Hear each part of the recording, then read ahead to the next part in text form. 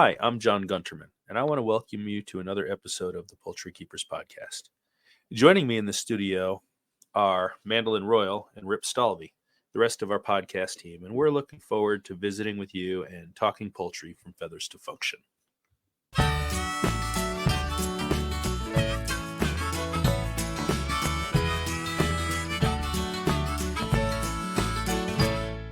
We're going to be talking about heat stress. That's something a lot of us are dealing with. Let's get right to it, shall we? When we get hot weather, the birds are suffering. The feed intake drops, the egg production drops, the egg weight decreases, the shell quality decreases, the albumin height or the egg white height decreases. They're drinking a lot of water, trying to stay hydrated, trying to keep cool, and all that water intake will affect the albumin height. Their growth rate slows. I know I've got some young reds now, and it's really bad on them. They just sit around and mope, and they don't eat much and they don't grow much. Maybe when cool weather comes, it'll pick back up and they'll get with the program. We can see an increase in mortality, especially when we have really severe cases of heat stress. Cannibalism can increase. The suppression of the immune system goes up. And one thing a lot of folks don't realize that it can also affect hatchability and fertility, especially in roosters.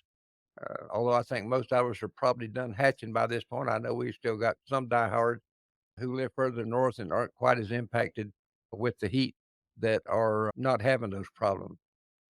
Down below that, with production losses from heat stress, it's going to depend a lot on the maximum temperature to which our flock is exposed. I'm not going to get in. Jeff's going to. I know he's going to address what we do to overcome that. But the high temperatures, the duration of the high temperatures, the rate of temperature change, and the relative humidity. Here in Florida, we have a real problem with humidity. Yesterday, the humidity was actually higher than the temperature, and that's not all that uncommon. But Jeff, what can we do to help our birds get through this heat? Yeah, I just looking at the top slide or the top stuff up there. Look, that feed intake's going to go down. We've talked about it in previous episodes where birds eat for their calorie need every day. And so when it gets hot, they require less calories. That's why we had that heat feed, that temperature chart that how much bird needs to eat and what the protein should be. So people that are still actually trying to produce eggs for hatching or table eggs or whatever in Florida, all of my customers are on a 20% protein layer feed in the summer. And we pretty much start that by tax day, somewhere around April 15th, 1st of May. And we stay on that till mid-November. So you're almost looking at tax day through Thanksgiving. Same thing in Texas, Oklahoma, all of the hotter states, higher humidity. And instead of looking at temperature, we, just like they do for us, we need to look at that heat index. What does that feel like temperature? What is that heat index number? Because they're feeling it too. When the humidity goes up and the temperature goes up, that's the number that actually matters to the chicken. It's not just heat. It's not just humidity. It's a combination. But to make a good size egg, you got to get 21 grams, not percent. So people need to hear me. I need to get 21 grams of protein in a chicken to produce a large egg. Okay. So if we don't get them, then we're not going to get decent egg. I got a quick question. Last time I was in our local big box feed store here, about the only thing I could find in the way of a layer was 16 or 17%. Yeah. Is it possible that you could push them back to a starter to raise that protein up? If you Right. can't find something. You can absolutely move them back to a 20 to 22 starter and then hand at the oyster shell for the calcium part of it, and they'll do fine. Where people can't access those higher quality 19, 20% protein feeds, that's exactly what we do. We go find something in the right protein range, hopefully with the right amino acid levels, and then we add the calcium separately, and it works. It gets you through. I was so thankful when we finally got somebody carrying that Triple M farm feeds down here. That stuff has made a huge difference, and I don't have that problem or that concern when we deal with heat. trying to find a higher quality protein. It just was not available here in this area. No, it wasn't. It was for a little while, then it wasn't for a couple years, Right, and then right. Caleb started bringing it back in again down there at Bergen Farms because he wanted it for himself. Caleb called me and said, "Hey, I need good breeder feed for my turkeys." So I made him formulas, and he started working it up to bring it in from Triple M Farms. And I said, "Why don't you make this available for other people in your area?" "I can do that." Of course, Caleb's always pretty positive, and Right. wish there was more people like that who can bring it in, turn it. And I got us off track with that, but it's Yeah. just an experience that I've had, and I know how difficult it's going to be for some folks trying to find a higher protein feed to feed their birds. If they're looking for those high end or higher protein levels in their layers, it's just not out there in a lot of places. So you have to scratch around and do the best you can for your birds. Yeah, but you definitely, whenever you're above 90 degrees or above 85, actually, with a fair amount of humidity above 60%, you really want your layers on 19, 20, 21% protein. And just, especially if you want eggs. Okay. If you Yeah. need eggs, that's fine. You can get them through the summer on a 16%. Just don't have high expectations for performance, and they're not going to eat a lot. So if feed intake goes down, automatically your production and your egg weight and show quality, all that's going to go right with it. So that's directly tied. Jeff, should we be cutting back on our fat additives on our feed to reduce the energy levels? Actually, John, no, because here's the thing. So if you break apart your different components of a feed just into the simplistic proteins, carbs, and fats have the least effect on body temperature. Proteins are the worst, and carbs are right behind them. So getting energy from fat is actually more of a stress reliever than getting energy from corn or grain or starch and carbohydrate. Yeah, definitely not the time to remove your fats. And folks, if you're brand new to poultry and you're not really sure what some of the signs of heat stress are, if you see your birds standing around with their wings dropped down and held out from the body, they're trying to cool off. You'll see them panting a lot. They don't have the ability to sweat like we do.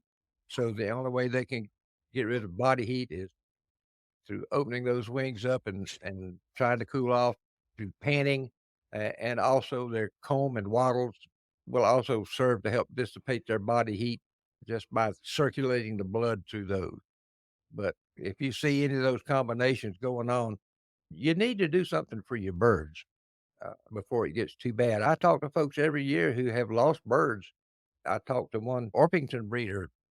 Oh gosh, it's been about 4 or 5 years ago now, who lost almost half their flock of English Orpington, and they didn't live in a particularly hot part of the country, but they have such profuse feathering that the heat was really rough on them. So if you're raising these loose feathered birds like Orpingtons or Cochins or Brahmas, Langshans, basically some of your Asiatic type breeds, you need to plan ahead for these birds because they're going to have problems dealing with the heat. I can guarantee it.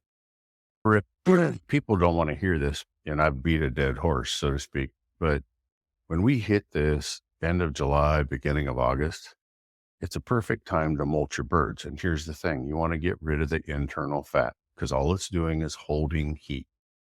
Plus, you lowered the protein, you lowered the carbohydrates, so you're taking heat stress off the birds anyway, and you're limiting the amount of feed. It all comes together timing-wise for a reason.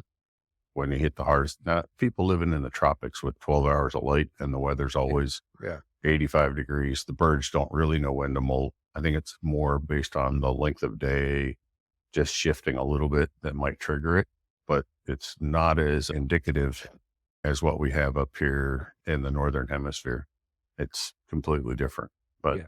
the timing for doing a molt is perfect for most people.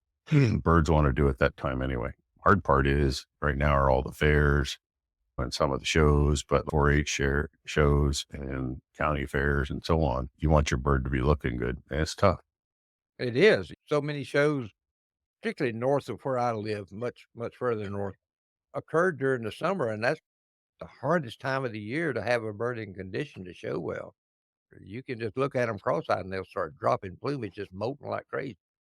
But you're right. This is the opportune time of the year to take advantage of what would occur naturally and just manage that molt. We've got a video on YouTube. It's called Managing the Molt.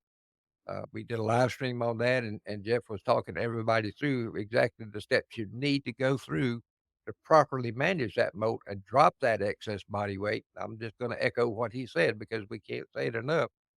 Our birds can overeat in a heartbeat. They can put on excess fat that they don't need. If you have a bird that dies, unfortunately, and you open it up and you see all this yellow fat in there, that bird's overweight. And that was adding to the stress that bird was under trying to lose body heat. Jeff, what about water? What can we do to encourage birds to drink water? I uploaded the video that Carol Wilson shared with us from Grimes Cadillac, where you're using a fairly inexpensive cooler and you're putting cold water in there. And Carol's actually going out to get like the 1 gallon paint pails that you can get at Lowe's or Home Depot. Mm-hmm. She's going to be freezing blocks of water to put in those coolers to keep that temperature cool more throughout the day. And what I'm getting ready to say, I realize not everybody can do this, but for people that are at home all the time throughout the day, if you can figure out how to change out your water just before the hottest part of the day. So if you eat your lunch and you go out and you actually changed your water, then you would be helping your birds out tremendously.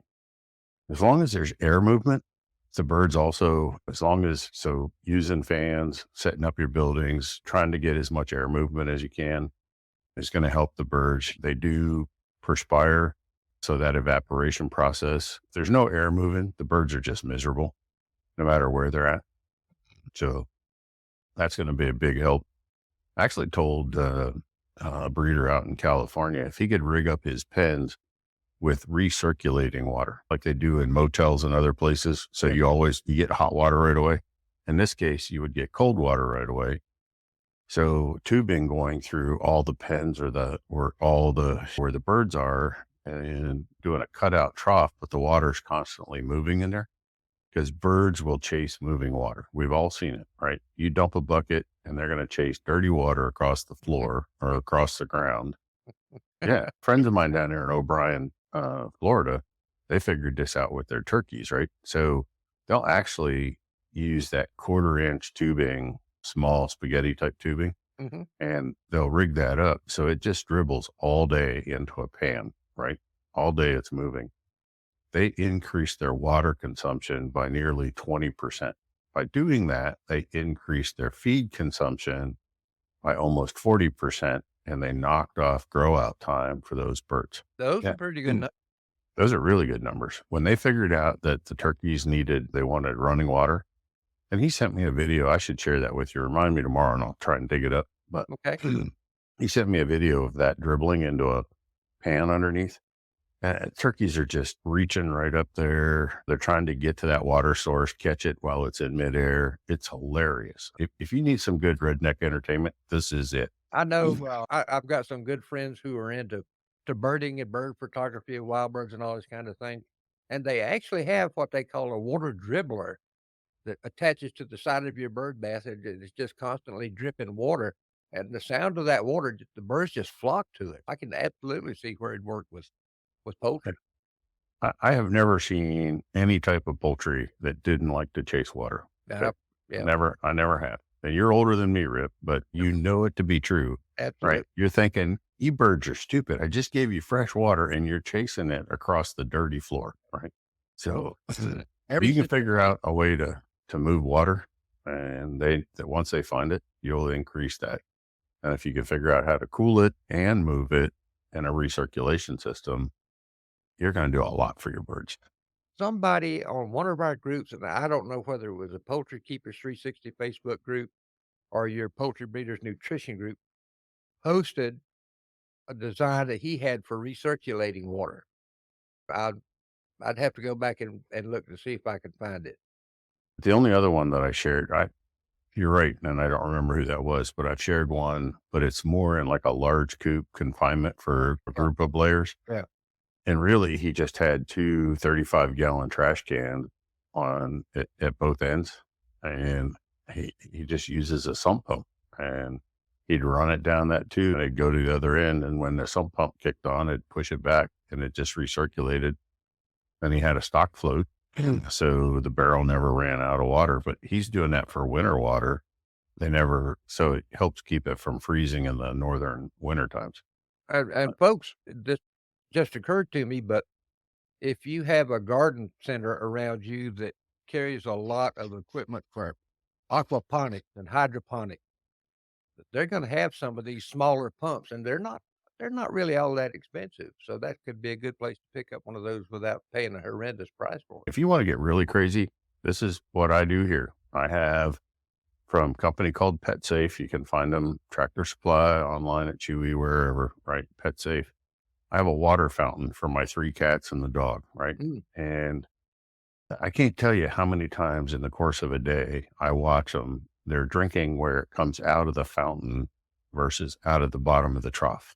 Now, if she's in a hurry and she needs volume in a hurry, she'll drink out of the trough. But yeah, her and the cats, the dog and the 3 cats, they all like to drink it where it comes out of the top of that fountain.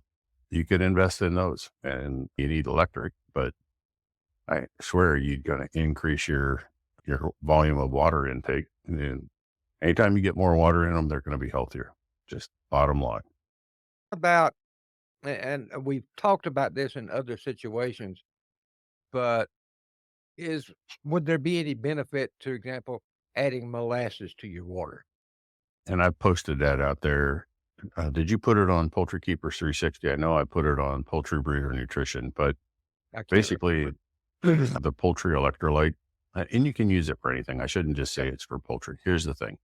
It's 2 tablespoons of apple cider vinegar, 1 tablespoon of cooking molasses or blackstrap molasses.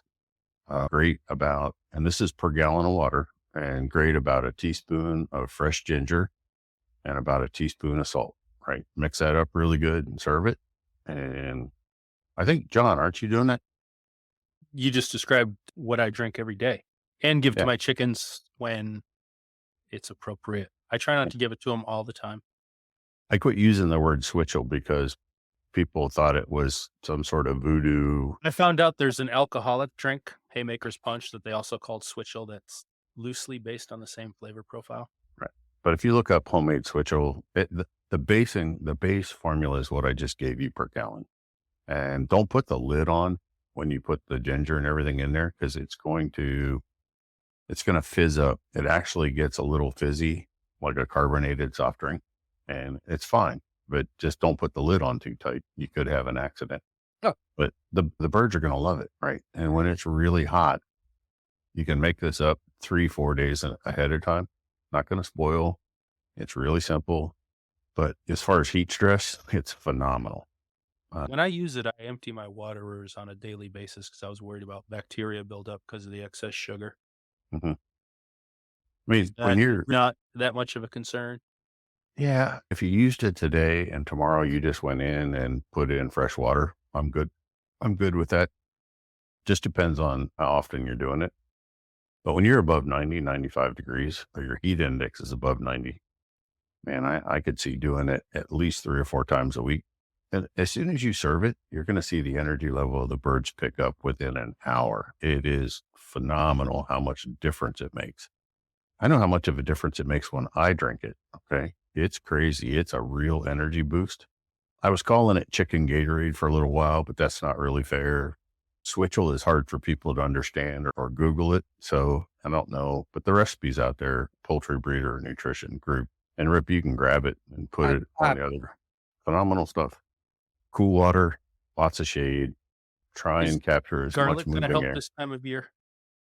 So here's my thing with garlic is I like to hold it back and only use it when I have an illness. Okay. So if I suspect I have an infection in the bird, that's when I want to really get after the garlic. To use it prophylactically or just use it, because it's awesome stuff, I lose the benefits when it comes time to treat an illness. So you need to make that personal decision on your own. Do you want to reserve it for an emergency or do you want to use it all the time? There's nothing wrong with using it all the time. I have nothing against it, but you know that you need to bruise it and you need to let it change from that creamy white to more of a brown, right? It'll get dark when you bruise it, and then slice it up because you want to release the internal compound known as allicin. Okay? And the allicin is the true benefits behind garlic.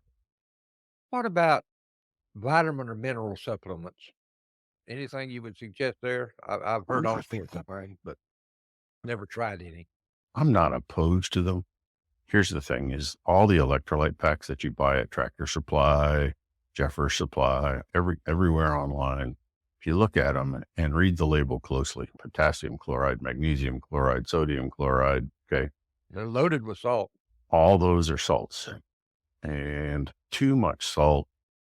So you don't run those every day and you don't run them over their recommended levels, but just don't, because you're going to, that much salt, you could do damage to the kidneys, right? And you could also actually have some salt burn in the digestive tract. So you use those when you're under like severe stress and you don't have anything else, then go ahead and use them. People are addicted to those things. It's crazy how many people. One of the Like, first things I hear. and I cringe. It's like, no, please don't. Just give them the chicken Gatorade. And maybe we need to call that Chicken Aid or something. I don't know. There you We go. need to give it a name, but and just get it out there for people. It's simple. Once you have the molasses, and every kitchen should have the vinegar, every kitchen has the salt. The only thing that you got to get is the ginger. And John, correct me if I'm wrong, because I don't know this 100%, but I would think you could grate the whole ginger root and take your teaspoon, put the rest in a jar, and probably put it in the freezer and not really lose. If you were cooking with it, you would lose flavor. But for this purpose of the switchel or the chicken aid, I don't think you'd lose the benefits. But I don't know the properties of ginger frozen. I'm just wondering if it's the aroma or the flavor of the ginger, or there's something that's in there. I would say mix it in with your salt and let the salts absorb that. And you I'd could, take two, if you went even amounts, then you could just go 2 teaspoons of the salt. Yeah. or just take your bruised lump of ginger and throw it in the container with the salt and let it absorb that. If that's what they're after. I think it's more than the scent. I really do think there's a compound in the ginger that is giving an energy boost, whether it's vitamin or other. I don't know, but there's definitely an unusual taste when you, with and without the ginger in the switchel. So I notice it. I use candied ginger because getting fresh ginger here out in the hinterlands is difficult. why don't And you from start? my own internal Uh, health, I notice a difference. you just Not start using the growing. I can do ginseng here. I can't do ginger. Really, not even in the greenhouse with the chickens. If I can keep the chickens from eating it. I hardly think they'd eat it. I don't either. It's a root or rhizome underneath the ground. Sometimes I marvel at what chickens will and won't do, and they'll prove me a liar every time. I had a Yep. question. We've been having horrendous rains for weeks on end, and everything is just soaked here. hmm And I've noticed in the local poultry groups, we've seen an increase in respiratory problems, and I'm expecting to see a rise in feed and mold related issues. Anything we can do to stay ahead of this curve? Big thing is chickens aren't ducks and they don't like wet feet. So when you get really soggy ground or wet environment, throwing in a pallet or something for them to get up off the ground for a significant part of the day and or night, right? So if you don't, for people that may not have roost, for sure, but they need the opportunity to get up off the ground. Not a good time to be spilling feed on the ground because it's going to start fermenting really quick and you don't want that. So you need to be careful. But truthfully, people, when it gets horrible rains like you guys have been having up there, John, everybody kind of buttons up their chicken coop, but they don't reopen it for airflow soon enough. Okay. The day after the rain, or as soon as you can, open it up as much as you can and let it air out. Okay. Just get as much moisture out of that coop. Fresh bedding, definitely key. Just anything to get them separated from moisture. I was actually thinking of putting in almost like a wire drop through floor in my coop just to get the poultry up out of their litter and manure because it is so damp. And even I went out and used some peat moss, which is awesome, and it like instantly corrected that little hint of ammonia smell I was starting to pick up. Yeah, it's tough right now. This brings us to the close of another Poultry Keepers podcast. We're very happy you chose to join us. Until next time, we'd appreciate it if you would drop us a note letting us know your thoughts about our podcast. Please share our podcast with your friends that keep poultry. We hope you'll join us again when we'll be talking poultry from feathers to function.